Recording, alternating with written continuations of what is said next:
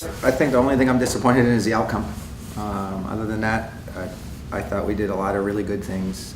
Our compete level was really good, and we played with a little more freedom when the game got flowing.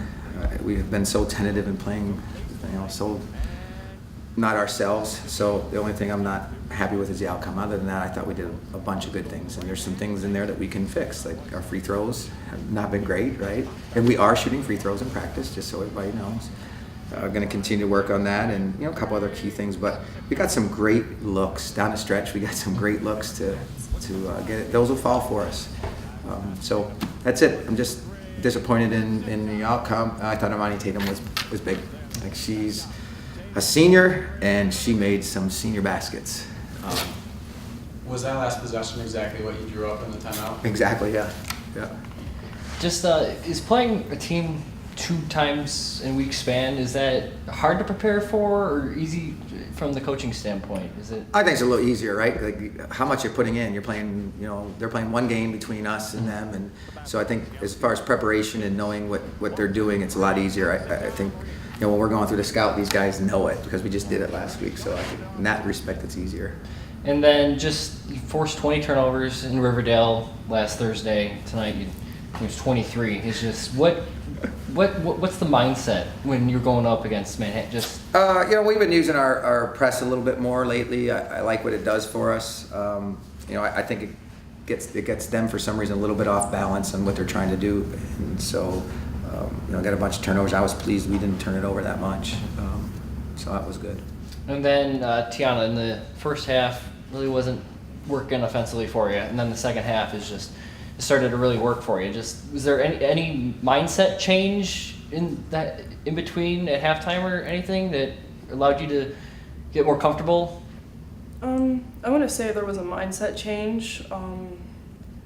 More so, I was more dependent on my team in the first half to do the scoring. I just wanted to be able to help further it and help out everybody. But I knew in the second half, with the points and how the games go, that we need scoring from everybody. So it was just wanting to be able to contribute to the team.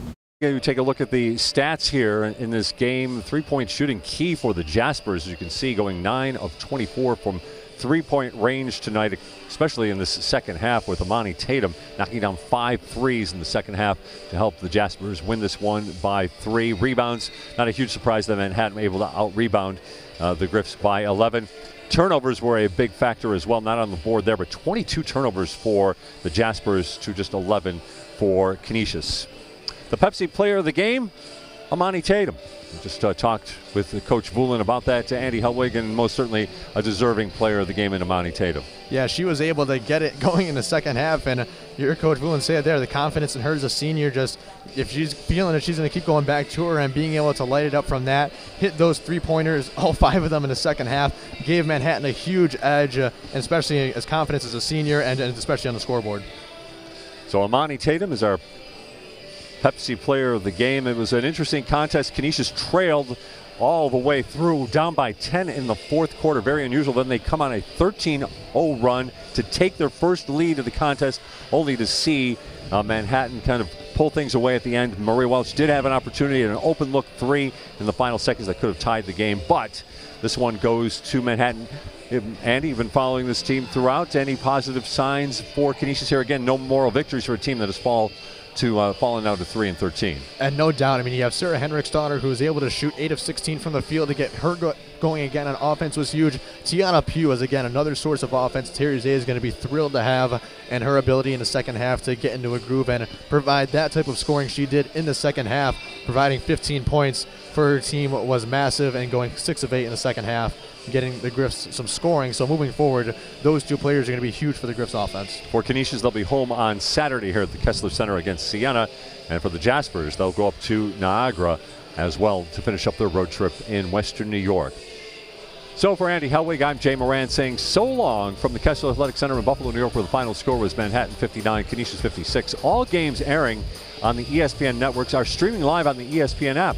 Or to watch this entire game on replay, as well as other games on our family of ESPN networks, log on to watchespn.com or download the Watch ESPN app. This has been a presentation of ESPN.